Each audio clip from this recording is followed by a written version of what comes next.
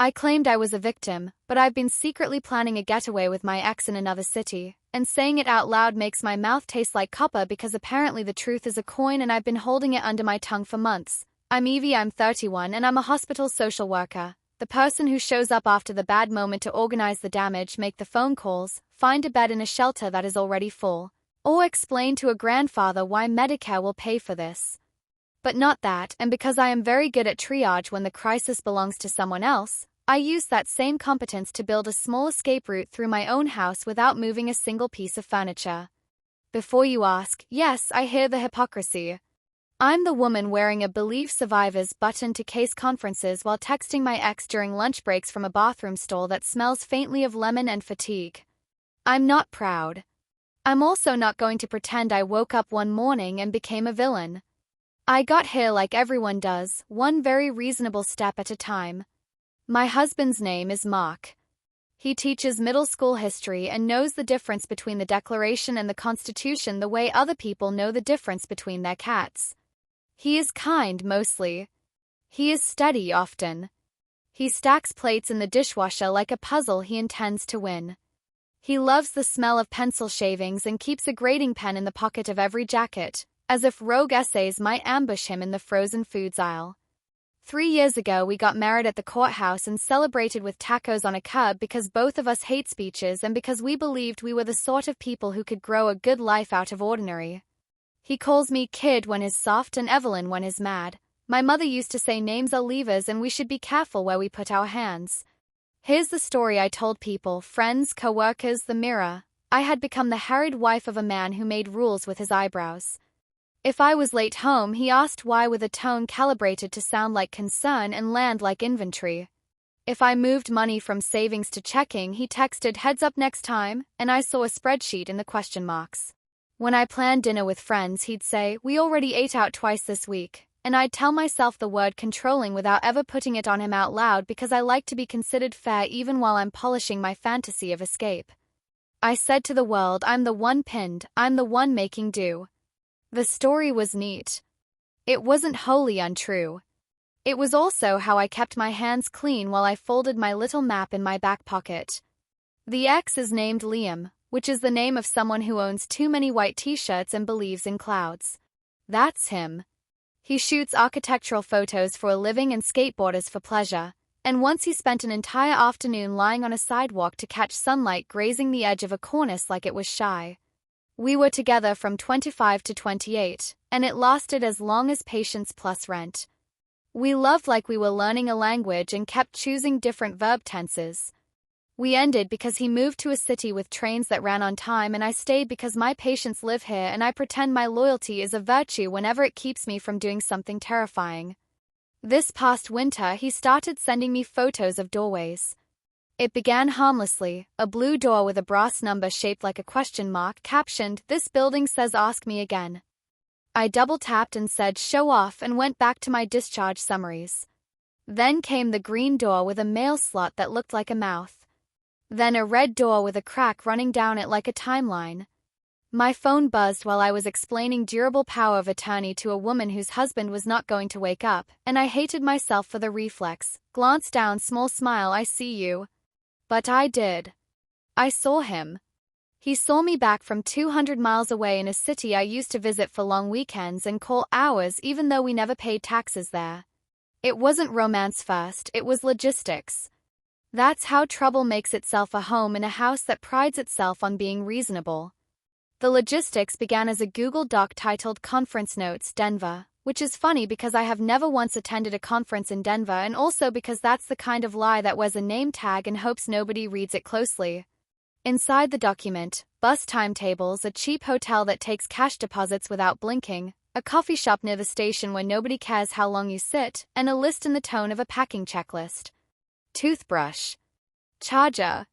Clean t-shirt that can pass for I didn't sleep on a bus. Life a mark that doesn't require elaboration. Late shift plus on-call backup.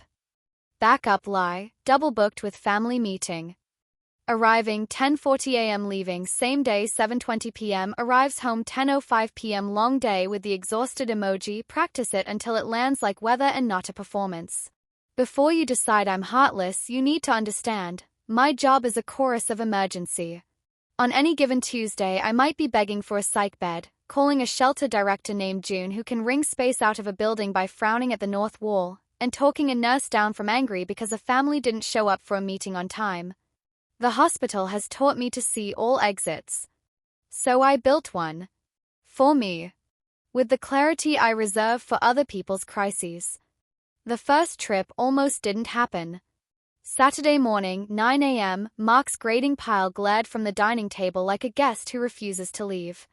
I put on my work cardigan, which is the one that says I care enough to be soft, and I tossed my badge into my tote and said, "They called me in." He looked up, pen in hand, blue ink paused, and said, "Evie, it's your weekend off."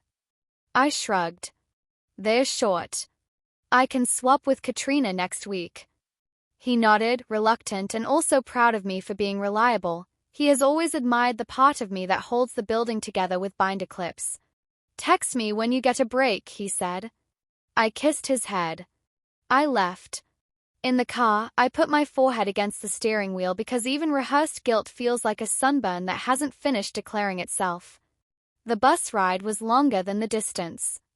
I watched fields give up to suburb give up to brick. I watched my reflection in the window morph into a woman who had decided to misbehave and hadn't yet grown the muscle. At the station, I stood in the bathroom too long, splashed my face, stared at the poster about human trafficking and thought about all the ways our bodies keep secrets from us under the pretense of moving forward. I walked out into the city I used to know like a second dialect. And there he was, leaning against a pillar with his camera strap across his chest the way boys who never learned to be afraid wear love. We didn't kiss. I promise you. It's not that kind of first chapter. We hugged too long in the way you reserve for hospice goodbyes in airports, and then we walked. He did the thing he always did, narrating light. "This street is an apology," he said as we turned onto a block where the trees had decided to behave like umbrellas. I did my thing, pointing at human systems. "This corner kills pedestrians," I said. "See how the curb ramps oppose each other? It makes people drift." We looked like a couple of city volunteers auditioning for a pamphlet.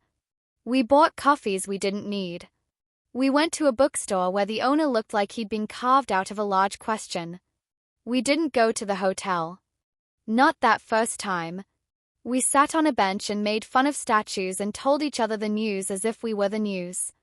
And I still went home on the 7:20 bus, sat in the dark between two sleeping brothers in basketball shorts, and drafted the text I'd send Mark when we hit our city. "Wild day. Exhausted. Your spaghetti? Save me some." He wrote back a pasta emoji and a red heart and "proud of you," and I held the phone like a fragile thing I didn't deserve to own. This is the part where people want me to either grow a conscience quickly or admit I never had one. I had one. It was loud. It said, "Evie, you have a man who loves you and a job that breaks and an apartment that smells like rosemary on Sundays." It also said, "Evie, you have a body that has been whispering go for so long you've mistaken the whisper for wind."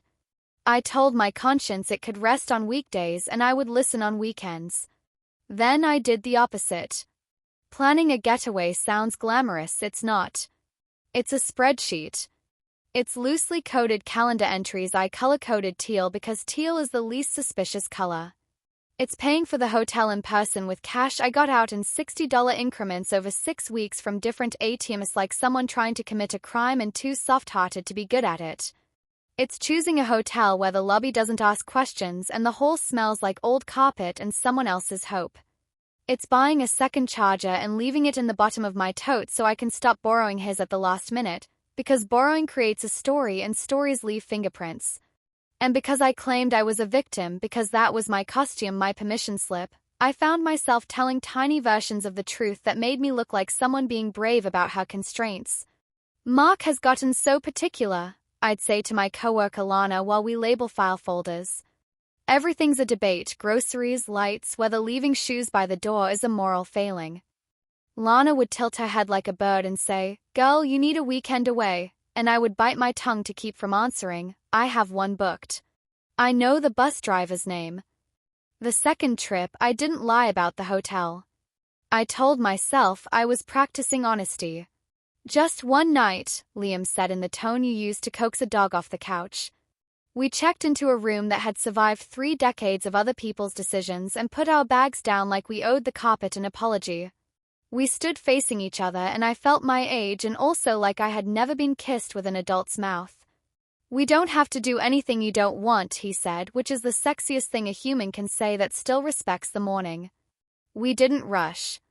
We took a walk at dusk. We ate greasy sandwiches on the curb because restaurants felt too public. We came back and sat on opposite sides of the bed like people waiting for a bus they're not sure will come. It came. We made out like we were 22 and then stopped because my body is a catalogue of consequences and I still had a life to drive back to. You smell like rosemary, he said into my hair, and I wanted to laugh because of course I did. I live with a man who thinks Sunday is for herbs. The morning was like every morning and not. The window let in that pale hotel light that makes you feel like a cutout pasted into a landscape. We walked to the bus station. I got on. He didn't. I went home and showered and put on the cardigan and made chit-chat with Mark about a student who turned a paper in late because the cloud ate it, and I put scrambled eggs on 2 plates and found myself crying into the pan because sometimes your body chooses the time. He rubbed my back, confused and instinctively kind. "Kid, you okay?" he asked. "Just tired," I said, which was true on all settings. "Do you need a justification?" "I can write you 20. I work with people inside cages you can't see. I sit in rooms and give out tissues while someone explains the way their life got reorganized by someone else's temper, someone's drinking, someone's need. I tell them, you deserve a door you can close and open yourself. I tell them, you deserve a night where no one keeps score. And I come home to a man who loves me in a way that sometimes feels like counting, to a kitchen where I have reassured myself that I am the trapped one, the managed one, the good one trying hard. I built the getaway because I wanted to stop narrating my captivity and try being the person who leaves.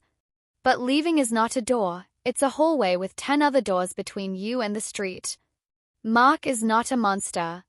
He is a man who has his own fear that translates to order, whose childhood taught him that lights off equals approval and money moved equals alarm. When he gets tight about the thermostat, he is not trying to own me, he is trying not to be the boy whose mother cried over a bill at a kitchen table that wasn't big enough for the emotion. I know this. I know too much. Knowing doesn't make staying a kindness if staying curdles.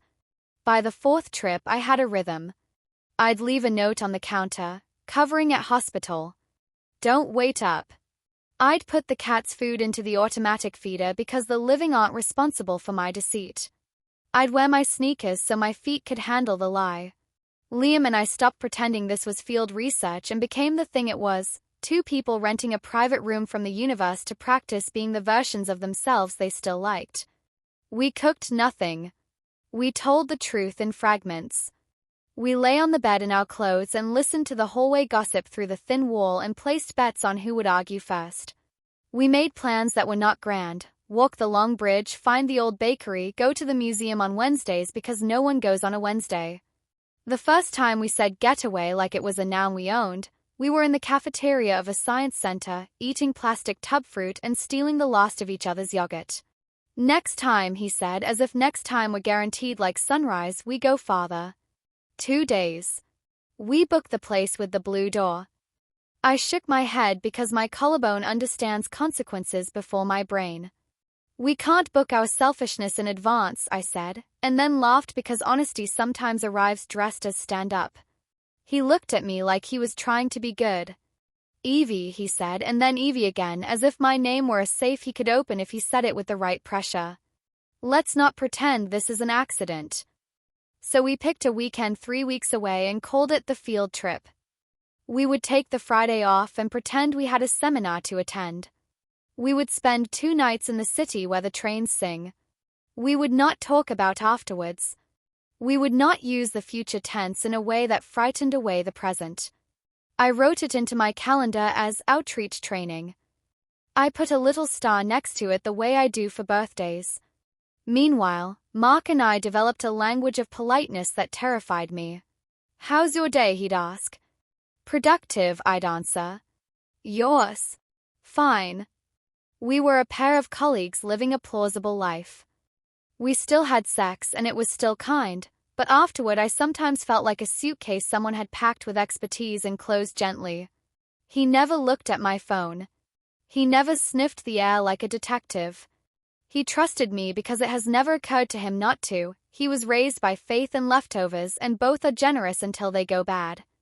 2 nights before the field trip, a woman came into the ER with a broken wrist and a bruise that looked like a continent. She said she fell.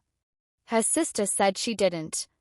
The woman and I sat in the consultation room with the soothing art that offends no one, and she told me a story about a man who counts the minutes she is gone and does the multiplication in his head until the result becomes an accusation. She said he isn't a bad man, and I said he doesn't have to be bad for you. I gave her a phone charger and a list of numbers and a bus pass and a pep talk about the geography of getting away. Then I went to the staff bathroom and cried. Not because my life was her life, it isn't. But because I recognized the math. I texted Liam, I can't. I stared at the words long enough that the screen dimmed. He replied 5 minutes later, okay. Then, do you want to talk? I didn't. I wanted to turn my phone into a brick and drop it down a well and go live in the honest world of discharge summaries and bus passes and laminated lists. I went home and told Mark I'd had a hard case, and he made me tea and tucked my feet under his leg on the couch, and I thought, this is a good life. This is good. And also, I am leaving. The next morning I cancelled the field trip.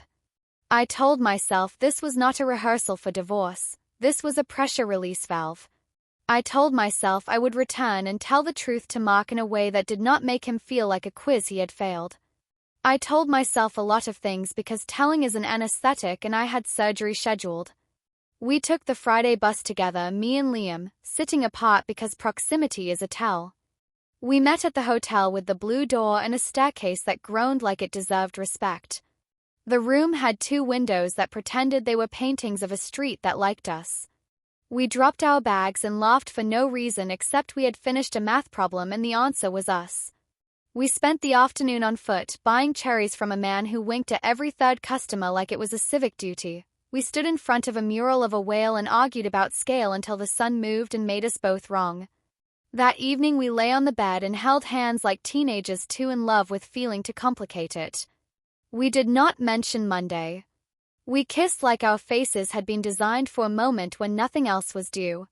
Saturday morning my phone buzzed with a text from Mark, thinking of you.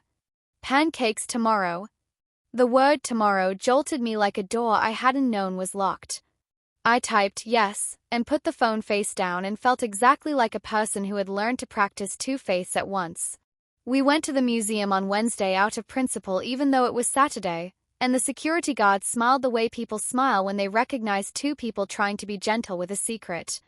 We watched a movie in our socks and ate noodles out of cartons and did not plan a future large enough to frighten or console anyone. On the bus home Sunday, I wrote a message to Mark that began with I need to talk to you about how lonely I am when I'm being efficient, and continued with a paragraph about how I have started to feel like an appliance that also cries. I wrote, I can't be just reliable and correct. I need to be seen even when I'm inconvenient. I didn't say the words, I have been going to another city to remember I have a mouth. I didn't say, I love someone who shines a light on the part of me that isn't a product. I wrote, can we check in tonight? And he replied, of course, and I cried into my jacket because kindness is a weapon when you're armed on the wrong side. That night I told him the truth I could bear. No names. No doors. I said I had been feeling small and managed and that I had started to make a little room for myself where I could be less operated. He listened like a man who has chosen to make listening his career. He said, I didn't know you felt inspected, and my whole body sighed with recognition because inspection is exactly the word. He said, I can do less of that, and I said, I have to do less of it to myself. We held hands in the kitchen and made the kind of promises people make when they hope a different language will save them. I slept beside him and dreamed of 2 windows pretending to be paintings. You want a judgment, I don't have one yet. This is not the part of the story where I hand in my badge and my ring and walk into a new life with a tote bag and a pout. It's not the part where I confess and get forgiven and we become a better version of us and I send Liam a handwritten thank you note for reminding me I was not just a schedule. It's the part where I hold both doors open and try not to get crushed between them. Here's what I can say without dressing it up. I am planning still. Less like a criminal, more like a person who wants to belong to her days. I'm moving the cash from the zoning law book to a savings account with my name and my name only because whether I leave this marriage or not, I want to know I can afford my own toothbrush. I'm taking fewer buses and more walks. I'm practicing saying no to Mark in small ways. No, the olive oil doesn't live over the stove. No, we are not discussing the light bill during breakfast. I'm practicing saying not tonight to Liam and discovering that if a thing is real, it does not evaporate when it waits. I'm telling my body we will choose soon and that for now I see it trying to keep us alive. Today, a patient asked me if I was married. I said yes because that was the true answer where we were standing. She said, "Good. It's good to have someone," and smiled the tired smile that knows the other half of that sentence. I nodded. On my lunch break, I went outside and sat on the concrete planter and texted Liam a picture of a pigeon staring me down like a bouncer. He wrote back, "You in or out?" and I laughed alone in the sunlight because sometimes the universe sends you a bird to write your moral. I claimed I was a victim, but I've been secretly planning a getaway with my ex in another city. And there are days I still wear the costume because victim buys sympathy and escape buys silence. I am trying instead to buy myself the truth. Which looks like this. Today, I hugged my husband at the door and didn't shrink. I did not invent an emergency to justify leaving. I took my keys and went for a walk instead of to the station. I turned my phone off for an hour to prove I could. I walked past the bus depot and kept walking until the city started to look like itself again. I counted the blocks between what I want and what I'm willing to do. It was fewer than I feared. It was more than I hoped. I got home and made spaghetti with too much garlic, and when Mark said, "Kid, that's aggressive," I said, "So am I," and we ate, and afterward I stood at the sink and watched the window be a window and not a door just for tonight. Tomorrow I will check my pockets. If the coin is still under my tongue, I may finally choose where to spend it.